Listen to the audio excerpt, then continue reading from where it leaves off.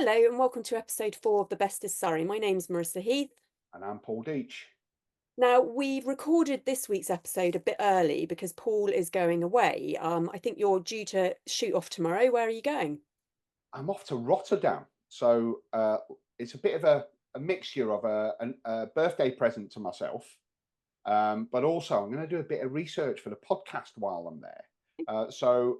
Earlier on in the year, I went to Utrecht in Holland. Had the best time, and Utrecht is known for the world's best cycling infrastructure. So I went there to check that out and have a bit of a holiday and all the rest of it, and literally fell in love with the place and fell in love with the Netherlands. Mm. And I enjoyed it that much that I'm going to go back again, this week, and getting the Eurostar over to Rotterdam, and I'm going to check out Rotterdam, which is the most amazing place. But part of the research that I'm going to do there, because I know you're going to mention this at the end of the podcast about some of the things that we're going to be doing future podcasts about. And one of those is the legalization of cannabis. And I'm going to do some research while I'm there about that. That sounds slightly ominous, Paul. What sort of research are you talking Oh about? no, I'm not going to be going in a coffee shop and getting high or anything. But now I'm going to be talking to residents there about the impact it has on them, if any, lessons learned, and just try and find out really on the ground. Get as much intelligence about that as possible in preparation for the podcast that we do on that. Okay, great. Well, that should be an interesting one. Now, Yeah, this week, I mentioned the topic in the last episode as we ended it. We're doing Surrey, is it the new Hollywood? So we're going to be talking about the film studios in Surrey, the yeah. films made here, our personal experiences with that, and what opportunities it presents to Surrey residents and Surrey businesses. Just to give people a flavour, some of the films that have been made in Surrey include The King's Man, Jurassic World, Fallen Kingdom, The Mummy, Transformers, Skyfall, The Holiday, Love Actually, Gladiator. I mean, Kingsman: The Secret Service was actually made in your area. Was, yeah. So there's a lot to talk about, and that's only a handful of them. But first of all, let's stick to the normal format. What's your national issue this week? Well, actually, I'm going to go back to what your national issue was last week, which is about Starmer's free gifts, because Yeah. that is rumbling on. It's Mm. the media are not letting go of it, and I've got to say, I've had a bit of a see. I was quite relaxed about it, to be honest with you, last week. In particular, I don't have a problem with Starmer's wife. Mhm. Getting free designer clothes and all the rest of it. At the end of the day, she's not an elected representative, Yeah. and quite often she'll find herself in situations on the world stage with the world media. And at the end of the day, it's good for UK PLC if she looks good. Mm. But I'm gonna go. I've hardened my view now on the politicians, the Labour politicians. It seems that they're having quite a free for all actually. Starmer particularly, um, is getting all sorts of freebies. And I just think that the hypocrisy of it is really starting to wind me up now, because I know how much during the election campaign he was going on about how he wanted to clean all that up. And here we are, not even 3 months. It was an election commitment that he would be honest and straight and clear up all of this murkiness. Yeah. And I think I said it in the last podcast. I think it's really important because people have lost complete trust and respect for politicians because of all of these things that have happened. So I'm less angry. You're probably more in the angry place I was in last week. I'm more disappointed. I just feel like, oh, here we go Well, again. actually, the reason why I'm getting angry is because I'm getting more and more communication from residents who are affected by, this winter fuel business, Mm. and listening to some of their stories. And at the same time, we've got these, let's face it, pretty well paid politicians, particularly the cabinet ministers who are getting special responsibility allowances. Um, you know, and you've got people in real hardship, and they're on. You got West Streeting on TV laughing about the fact that he's managed to blag some Taylor Swift tickets, and actually, it's now really starting to wind me up. Yeah. Well, yeah. And I mean, and what has Taylor Swift got to do with politics and running the country? Absolutely zero. Precisely, They precisely. So made yeah, so that's mine. What's yours? moment, who knows? But okay, so I haven't moved on from that because I am still annoyed about it, but I have moved on with my national issue, although it's something people would have seen me mention on Facebook in a slightly stroppy way, because I've just been so confused about this prison situation. So we're releasing 1,750 prisoners due to there not being enough space, but at the same time we've thrown a load of people into prison because they tweeted or said something about the riots or incited hatred or did something around that. Now, I'm not supporting anything that those people have done. They've done something wrong, but it seems Yeah. pretty odd that you can throw someone in prison for having sent out a tweet or something, but you're letting people who are potentially dangerous out of prison. And there's one particular bloke, this guy called Jason Hogginson, who was put in for 18 months for assaulting his girlfriend in the street. And within 48 hours, he had assaulted her again, got in contact with her, and he was back in jail. So that poor woman basically was told a few months ago he was going to jail, she'd be safe for 18 months, but all of a sudden he's back out assaulting her again. I just don't understand it. Now, first of all, if there wasn't the space in prison, then the government, whatever colour the government is, needs to be thinking of a solution to that, whether you find prison space abroad for some of our worst offenders, whether you start building prisons, whatever it is. But I just don't understand how we're putting people in prison, a lot of people in prison, whilst we're letting loads of people out. What is going on? Yeah, and I seem to remember when this policy was announced, they said that, you know, they wouldn't be letting out anyone who would be deemed a danger to the public, violent offenders, this type of thing. Yet this guy, I read your Facebook post, you know, whatever that he did was bad enough for them to when he got out last time to sling him straight back in again. Mm. You know, why are they letting people like that out? And I think that, yeah, I think you're right to be concerned about that. Yeah. Well, anyway, we'll see how that rumbles on. I just hope that the victims of those criminals are okay because I think that's a key issue. They are now having to be fearful that these people are back out without having really been punished, and that's a concern for them. So let's just hope that these prisoners have been rehabilitated and don't do any more crimes. We'll see how that goes. Local issues. What's the burning local issue on your mind this week? Well, it's not really a burning local issue as such, but Surrey County Council, in a press release last week, announced that they have now rolled out Fix My Street, which is a really good system for reporting issues in the community.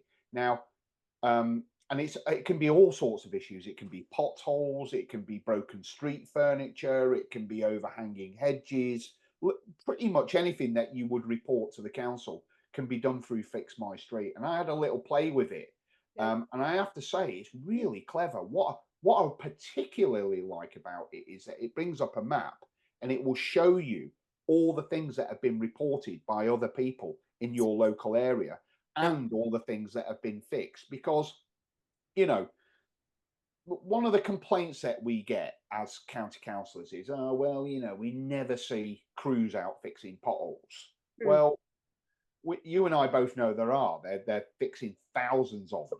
We've poured a lot of money and resource into this, so they are out, and a lot of them are out at night doing it as well. Yeah, and funnily enough, I posted on my Facebook page last week that, you know, I was cycling back from County Hall quite late one night because I'd been on a visit to Gatwick Airport to have a tour around Gatwick Airport,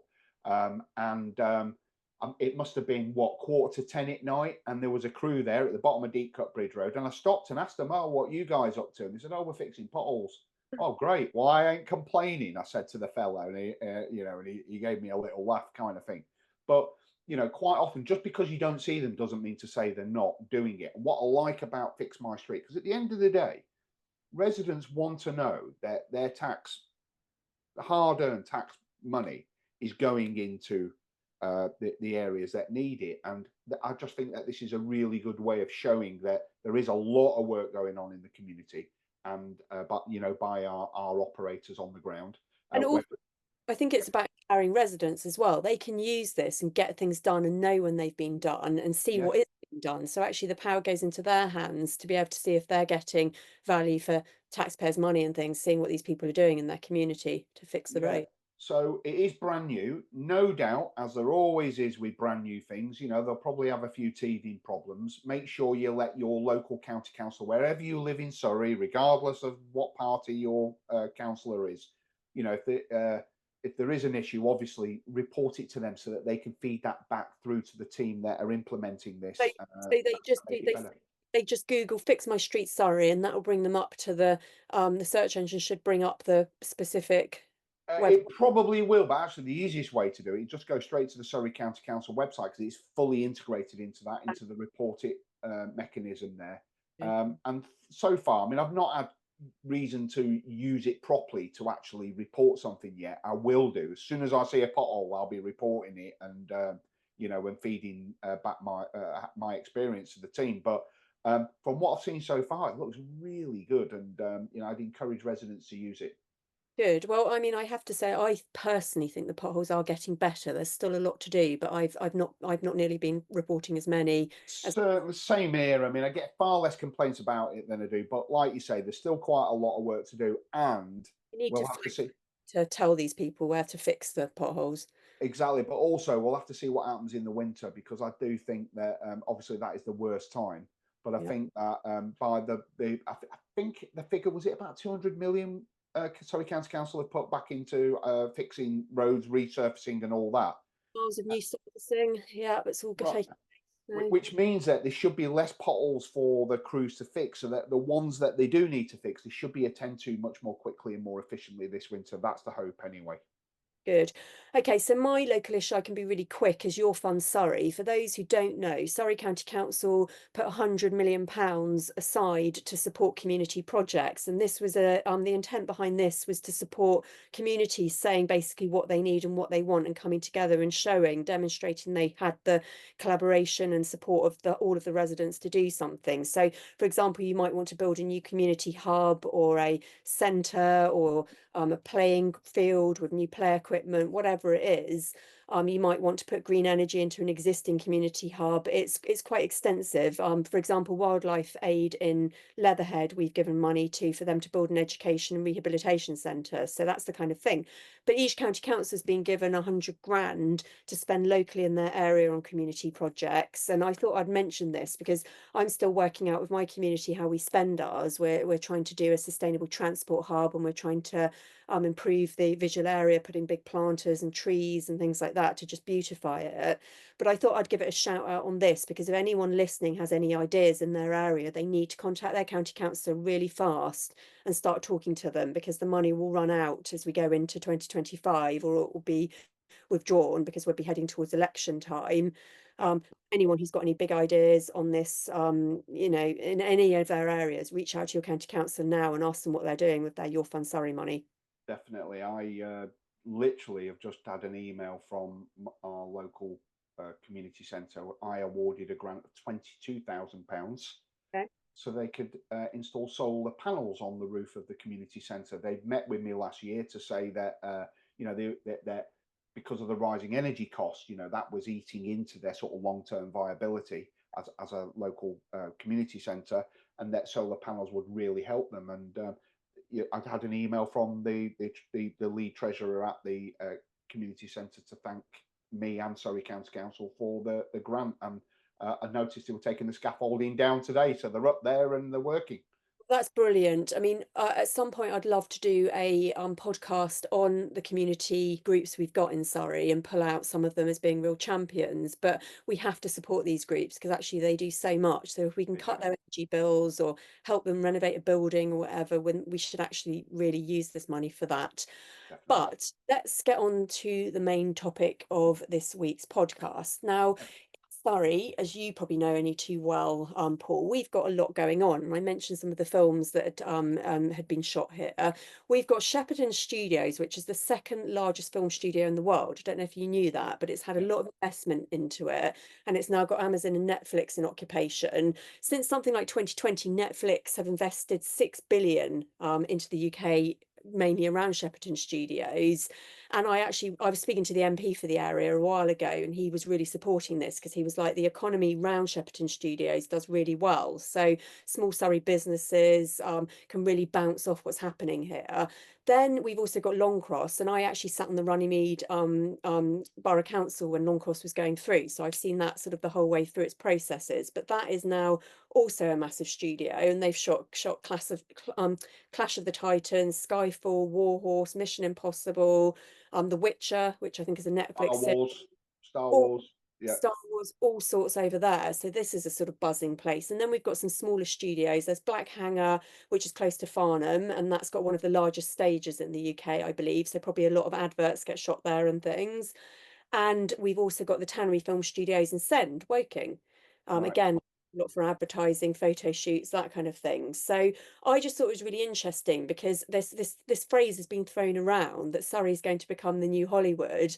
And there's also this idea that I keep hearing that because of climate change, we're going to see the temperatures getting hotter. So it might even feel a bit like Hollywood. Mm, There's lots of films being shot in places like the Surrey Hills in Dorking.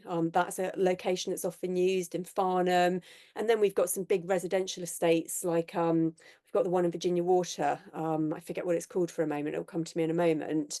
But we've got some areas that are a bit like Beverly Hills and things cropping up. The only thing we haven't got is the shopping centres, and that's a topic for another podcast about our high streets and things. But we do seem to be benefiting from all of these films.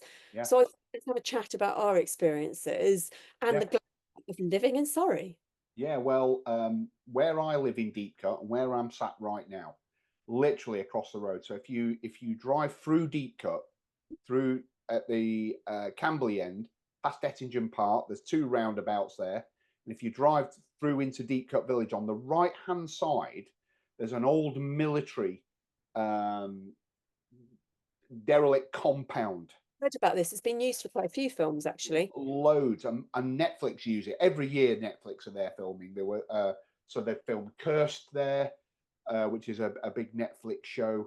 And when they were filming that, I was actually invited in by the set manager to have a look. They literally built a whole village. They were there for about 8 months, and they Yeah. filmed the whole season. And this was the main village in Cursed. It was incredible. They had these ginormous green screens, and it was a major production. And they were explaining to me how that works. And actually, they were based at Shepperton. And what they were saying is they would film because of modern technology. Now the way that they film them, they'll shoot a scene, and they will literally, because of high speed internet, can send that straight to the editing suite at the studios. That they look at it there, they edit it. If it's not right, they make it literally there and then make them reshoot it. And Wow. it's really high tech now the way that Netflix and Amazon do these things. It's interesting you say that because why is this happening? Why have we seen this film studios growing and more films shot here? Well, actually, it's something that the government did that was very good. It put tax relief into shooting films in the UK, but it also publicly funded programs around innovation and tech and looked to grow a pipeline of people. So we're actually known for having a really skilled workforce in the UK working in this. And I think something like 117,000 jobs are related to the film industry, which is quite amazing. This has been a success story, actually, a UK PLC success story. Oh, absolutely. And the other thing is that Surrey being so, let's say, unique in terms of its countryside and habitats, that they offer really good opportunities for particular sets for scenes that they're filming. So, for instance, in the woods, again opposite where I live, not Netflix, Marvel Yeah. filmed a scene there for one of their major movies. In Mitchett last year, they filmed some scenes for The Boat, I think it's called, which is a Clooney movie to do with rowing or something. I don't know. So that was filmed there. And, a lot of locations right across Surrey. We know it, Chobham, at your end, they filmed Warhorse there. Well, we've Chobham got Common. historic sites and we've got apparently world leading natural landscapes and things. So even places, as I mentioned earlier, the Dorking Hills has been used. There's been quite a lot of places. Bournemwood and Farnham apparently is quite a key place to film things. Harry Potter filmed at Yeah, Virginia Water Lake. A lot of yeah, people have that's right. cruise at Virginia Water Lake. Even in there was a film called The Good Liar with Ian Surrey McKellen and um, Helen Mirren, and that was filmed in Fetcham Oh, as well. right. So, So yeah. there are lots of on location type places. So I know that the most recent movie that was filmed very close to here, which was on the Heatherside estate, Yeah. just up from Deepcut there. They filmed the opening sequence to Matilda the movie Oh, in one of the houses there. So Yeah, for some reason they choose Surrey. It's obviously works for them. It's close to their main studios for editing purposes and all that sort of stuff.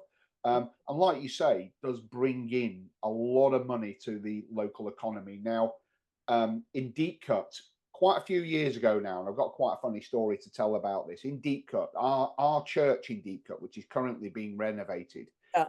it's nicknamed the Tinned Tabernacle. It's the Okay. most beautiful church. It's a World War One battlefield church. It was actually designed to be moved around. Okay, but it's always been there. I think since 1901. Well, what's also quite famous, world famous about that church, that the Kingsman Secret Service, probably the most violent scene ever filmed on any movie ever and ever, was filmed in our church in Deep Cut. It's the penultimate scene, and Right. it's horrific, to be honest with you. The scene, yeah, it was filmed there, and my daughter and I walked down to when they were filming there, and one of the scenes was Samuel L. Jackson shooting Colin Firth in the head. Right. And we watched that scene being filmed. They actually did it while we were there. They must have done it 30 times, the same thing over and over again to get the perfect shot. We got bored and left them to it. But Yeah. the funny thing was is that I was capturing it on my iPhone, this scene, and there's a proper pap stood next to me with a long lens like that, right? And the security guy was stood in front of me with my little iPhone trying to stop me from taking pictures and filming. And you've got this pat with a long lens stood next to me. And I said to this security guy, "What are you doing?" He said, "I'm just doing my job, mate." I went, "Well, you're not doing it very well. You've got this guy here with his proper camera, and there's me with my iPhone. That's more likely to be on the front page of the Sun tomorrow. This is just going to go on my Instagram account." Anyway, I did post it on my Insta, Yeah. and it kind of went viral as well. And I got a so if you search on Deachy, Deachy, that's my Instagram account. You'll have to go way down the feed because it was several years ago now. You'll see that video. But Warner Brothers contacted me and asked me to take it down, and I said, "Well, why should I take it down?" And they said, "Well, because it's a major spoiler. You're giving away, the penultimate scene." Yeah. Um, so I said, "Oh, well, no, I don't really want to take it down. What are you going to do about it?" Kind of thing. Well, we can't do anything. Well, then it's staying up. And I left it there, and it's still there to this day. Samuel L. Jackson shooting Colin Firth in the head.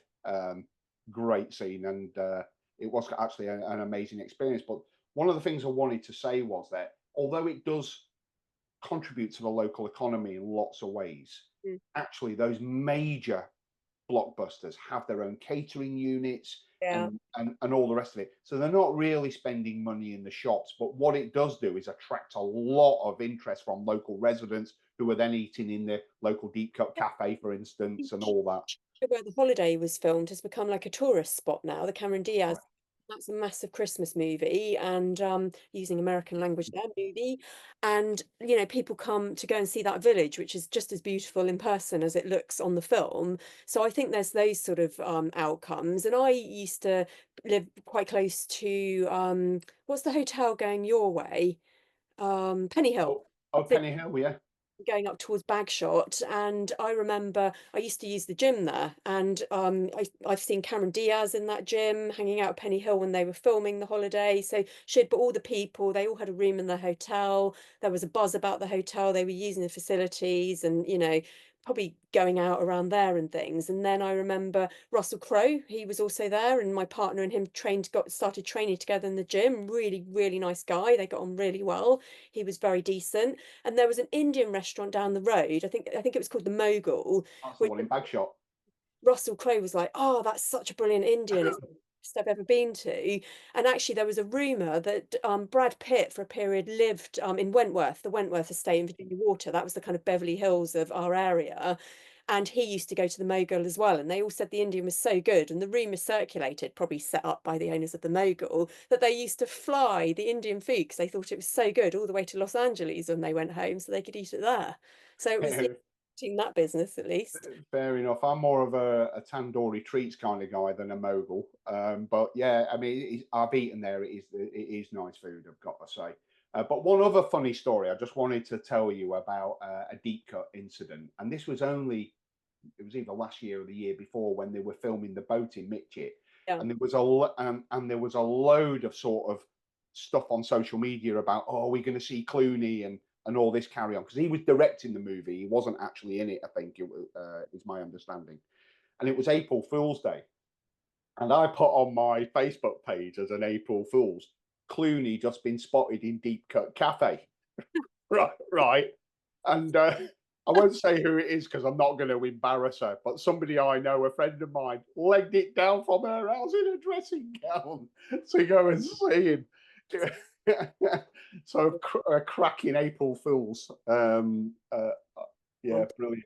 So don't forget these films. I mean, when you see the trailers for these films, the amount of people that work on them, lighting, riggers, makeup artists, A stylists, lot. these are massive, employment benefits around making a film. And all of those people, I mean, local pubs. There's a pub near Longcross called the Brickmakers, which is Yeah. full of people and people who are working on the films. They go for their lunch breaks there, and after work they stop for a beer and things. So Yeah. there are definitely bonuses that come back from this Well, happening. yeah, my friend Steve at Deep Cut Garage says whenever they're filming, lots of the crew will take their car into the garage because they might need an MOT or whatever car fixing, because a lot of them come from all over the place. So yeah, it does benefit. There's no doubt about it. It does benefit local businesses. Maureen Atewell, our county councillor over there by it's not Longcross, what Shepperton, was saying that quite often the local charity shop will have set people going in there, looking for props and costumes and all that sort of stuff. So I think everybody does benefit. Yeah, and especially, I mean, Shepperton, Lincoln Jot was just sort of saying how important it is for that area because it just gives it a boost. It puts it on the map. It brings in all of those different sort of people connecting to, as we said, the relating businesses and things. For that kind of area, it's key. But also to have movies there right next to Heathrow, getting into London really easy. The strategic routes from Surrey. Where else do you get a place with these landscapes and these historic sites and things with this access into London and the airports? I mean, you've got Farnham Airport, not too far. Farnborough. No, Farnborough, that's it. And they all fly in their private jets in there, don't they? Or their helicopters or whatever they do. Well, yeah, but they also fly in, freights, cargo related to movies and all that sort of stuff. So, I think, yeah, it is massive to the Surrey economy and wider, Mm. and I think it's something that we ought to support. And also, it's isn't it fantastic when you're watching a movie and you go, oh yeah, that's just down the road from me.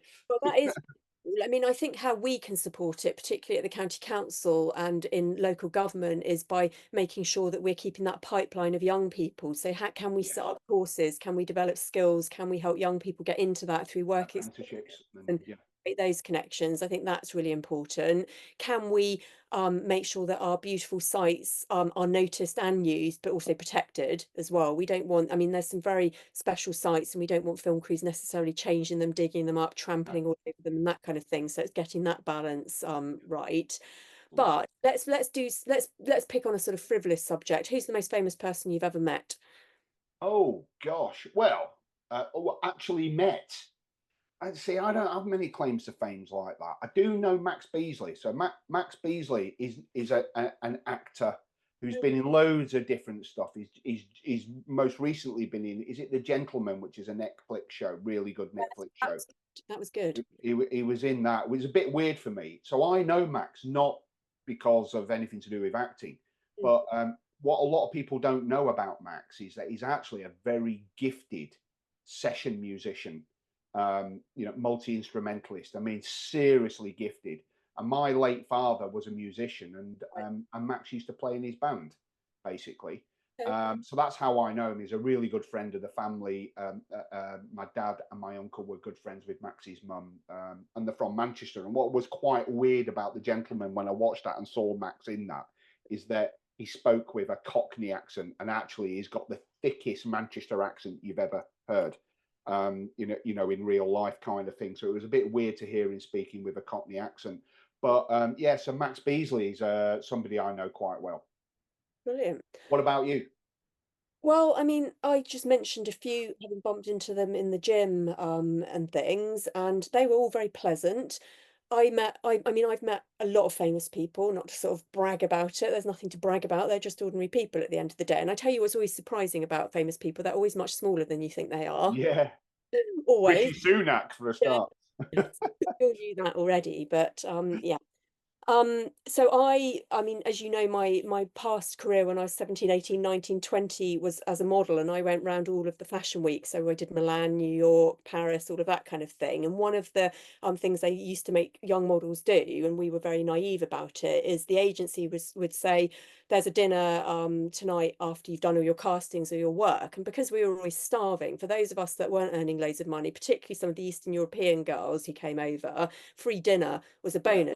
Always took place in somewhere really glamorous. But what the setup was during Fashion Week is it was always a table full of famous people. So right. you turn up and you'd just be there to sort of be quiet and decorate the table, I suppose, in a way. But I found myself at dinner with people like Jeff Goldblum, All right.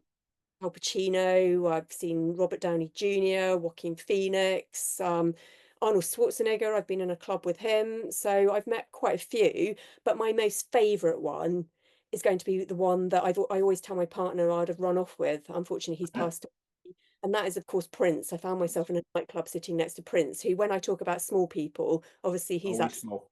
even in his heels, but I just thought he was the most amazing artist. And I can mention him because he also was a filmmaker, wasn't he? And an He actor. was.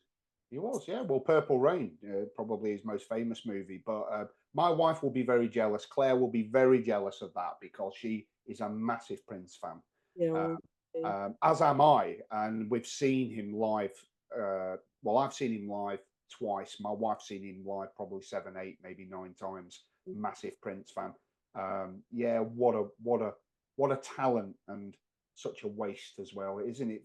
It's mad, isn't it, that some of the most talented people gifted people on this earth seem to leave us far too early. yeah, it is indeed. But the most recent one was actually Robert Downey Jr. staying in a hotel not far from here, and he was really nice, really grounded, Oh, was decent. it right? I Yeah, just saw him in a hotel and was speaking to him, I think, about children or something completely normal, and he was really polite and decent. right. Well, that's good. Well, there are some good ones. There's no There are, doubt. but you know, Surrey is a glamorous place at the end of the day, and I think it Certainly probably is. is Hollywood. I think it's probably better than Hollywood, actually. Right. Yeah, I'm inclined to agree. So now let's talk about Surrey Discovery. What are we? Should I go first, or do you want to? First, Okay, well, I want to talk about Wild About Coffee at Norbury Park. What a discovery that is. Now, I discovered that actually when I was your deputy for the environment. And I think there was an event that you couldn't make and you sent me in your place. It was to do with Ash Dieback, I think. And we did a walk around Norbury Park. And yeah, right outside the sawmill there is this little coffee concession. It's only like a trailer, mm, but he does great coffee there, fantastic cakes, and you can sit around a campfire while you're enjoying your coffee in beautiful natural surroundings, woodland surroundings.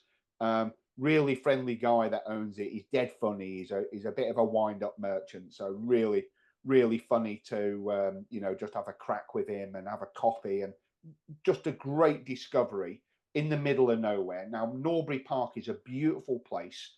A lot of parents will probably know Norbury Park because of Bucket's Farm. yeah, sure. Um, but if you swerve Bucket's Farm, which is probably a discovery that we should do it another time because that's a great place. But if you don't go into Bucket's Farm and just park your car there and walk on the dirt track and just keep walking and walking, it's a fair old walk. You'll end up at the coffee concession there, Wild About Coffee. I would definitely recommend it, and definitely recommend, especially if you've got young families, to go and walk around Norbury Park. It's the most beautiful place. And they've put little things there, like little climbing frames and little things to really engage, particularly very young minds, and get them excited about nature.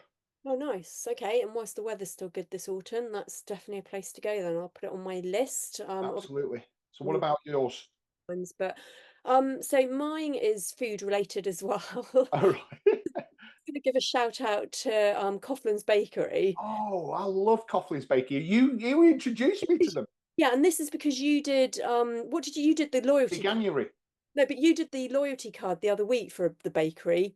I'm so Oh no, brain. that was Greg's. Yeah, That was big. So I'm giving a shout out to a bakery this week, and the reason I'm doing that is because it supports people who don't consume dairy for allergy reasons, and it's got loads of gluten-free things, loads of egg-free things as well. So it's not, it's not vegan focused at all, but no, it's about people who maybe have allergies or problems with normal ingredients that might be in the bakery food. But it's just really good because it's well priced. The food is good quality. It's local. I think the guy who owns it is a local man and he yeah, employs local people.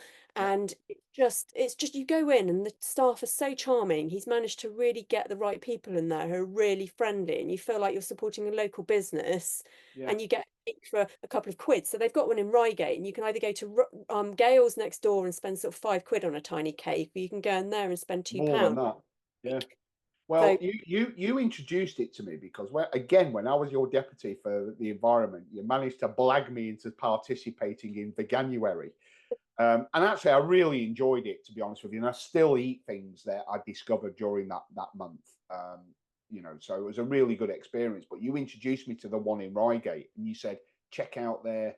Actually, you brought me one in a vegan sausage roll, and honestly, it was so good. yeah. Well, they've got one in Hawley, one in Reigate, and I think they've There's got a one in couple. Dorking. Okay. Yes, of course there is. There's one in Dorking as well, and I think there's another one around. And yeah, I just think it's great. I mean, this could open up a whole new topic. And actually, before we end, I just wanted to mention some of the topics we may come on to. Yeah, I'm a real supporter in trying to eat local food, local meat, supporting local farms, vegetables being grown locally, all of that kind of thing. So we might have a conversation at some point about Surrey food and Surrey food businesses and how we can support them. That would what be a was that place? So when you were campaigning during the general election, what was that place we discovered? Can you remember the name of it? but we'll put that in the podcast because I've been ill all week and I'm absolutely brain dead. So as you've probably noticed on this podcast, I can't remember the names of anything. So Fair enough. support. We will do a podcast on that shortly and how we can support Surrey food companies and how the county council actually can make it affordable for people and also support it. Yeah. But there's a list of topics that have come through. You've spoken this earlier about the legalisation of cannabis and what that could mean for local communities. So we'll have a debate on that Yeah. raised of me, why are our high streets not good enough? So we live in Surrey, it's a prosperous area generally, but most of our high streets aren't great, are they? And you mentioned Camberley, I think, on the last podcast, of really needing investment, for example. And I know Dorking's a high street that needs investment as well. There's others. So a podcast on that. I'd also like to speak to some people with startups in Surrey. What's it like starting a business in Surrey? Let's try and get some people that we can have a conversation about that. And also one of the controversial issues coming up at the moment is solar on farms. So we're seeing a lot of applications, Mm. very large scale, sort of 150 acres of solar. So I'd like to have a conversation about that. But the reason for mentioning it all is a shout out to any of the listeners to please, if you've got any ideas, please flag them because we want to discuss everything and the things that are interesting to you are interesting to us too. Absolutely. And even if that means us coming out on location, we have the ability to broadcast or record in the field. So if you're a local business, an interesting local business, and want us to come and to your business and talk about your business, and or if you're a charity, community group, voluntary organisation that's doing interesting, innovative stuff, let us know. We'll come and see you and shine some light on the great work that you're doing. Yeah, absolutely. Well, I wish you a good trip. Thank you. I'm sure you'll let us know how it goes on next week's Sure will. podcast. Yeah, We'll I look will.